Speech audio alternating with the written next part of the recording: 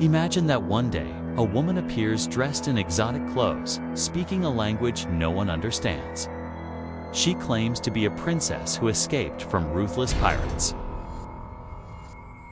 Surrounded by nobles, judges, and curious journalists, she becomes something more than a woman, a living emblem of mystery, beauty, and quiet tragedy. But behind those enigmatic eyes and those words no one can translate, there's a secret no one suspects. Today, I'm going to tell you the true story of a woman who fooled all of Europe by pretending to be a princess. Welcome to our channel, Yoursef Tales. Here, we'll explore together the most astonishing mysteries and true stories that sound like myths. If you love enigmas and the secrets that changed history, I invite you to subscribe and hit the notification bell. It was April 3, 1817. In Almondsbury, a quiet village in the southwest of England, local farmers saw something that would change their lives forever. A young woman walking alone across the fields. Her appearance was striking. Pale skin, deep, dark eyes, a silk turban, strange sandals, and a long tunic unlike anything seen in Europe.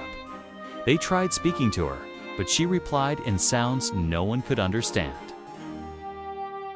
Her gestures were graceful, yet full of mystery. She knelt, facing the sun, pressed her palms together in what looked like ritual prayer, and repeated one word as if it were her name, Caribou.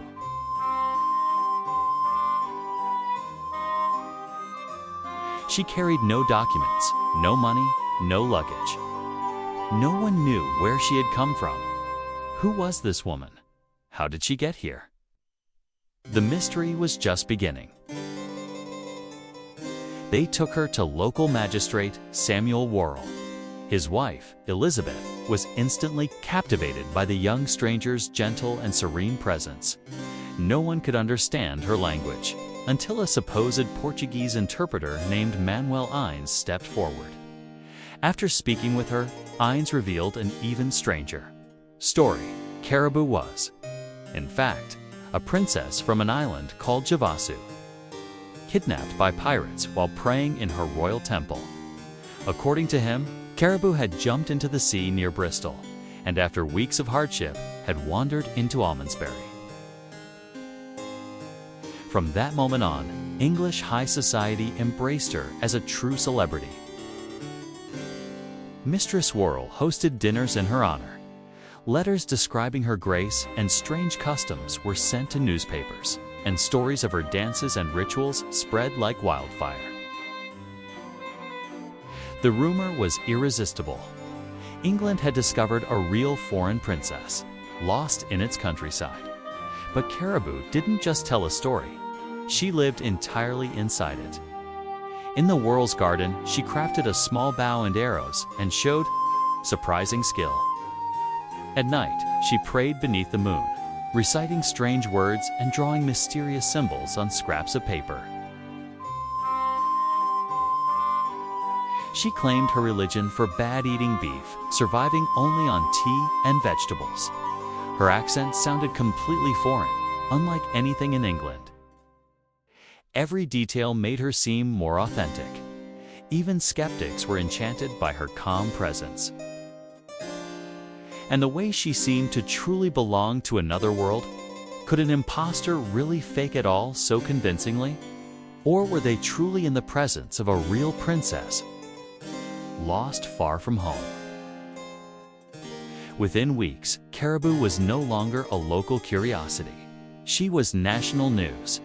England's major newspapers published her story, speculating about the mysterious island of Javasu in London. Artists sketched her in turbans and flowing robes, and her image appeared on postcards and prints. In salons and tea houses, everyone wanted to talk about her. They described her as beautiful and dignified, with a gaze that seemed to hide centuries of history.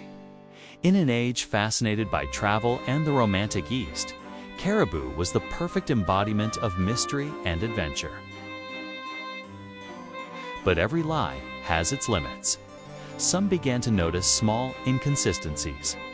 Her habits seemed a bit too perfect, too theatrical, and her musical, lilting language sounded less like a real tongue and more like a clever invention. Then, something happened that changed everything.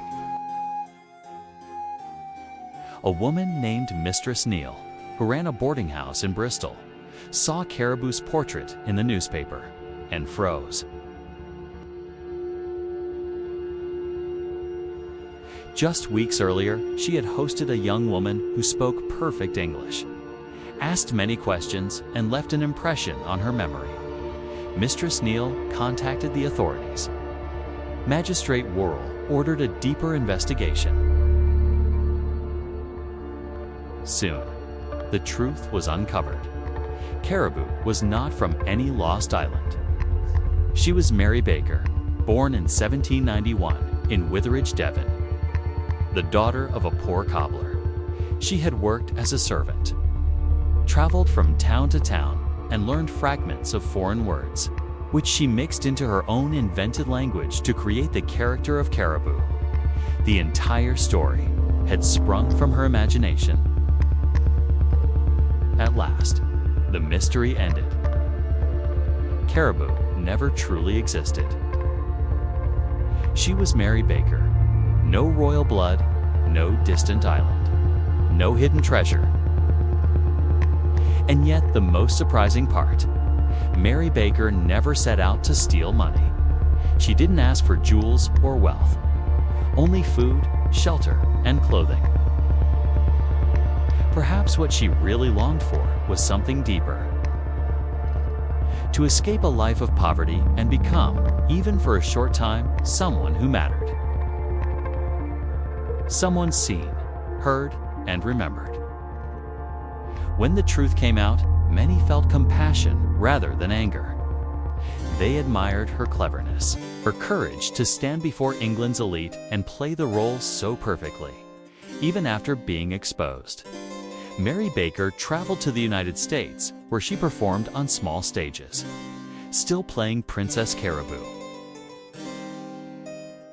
She lived many more years, quietly carrying with her the memory of those few weeks when she had enchanted an entire nation. Caribou's story reminds us of something deeply human, our desire to believe in magic and mystery. To imagine that somewhere out there, there really are lost princesses, secret islands, and unknown languages. Mary Baker didn't change world history, but she achieved something almost as powerful. She created a story that we still tell over 2 centuries later, and she leaves us with a question that still echoes today. If you had met her, would you have believed her too? Tell me what you think in the comments and subscribe for more mysterious stories. And never forget that sometimes the greatest adventures are born from a simple lie.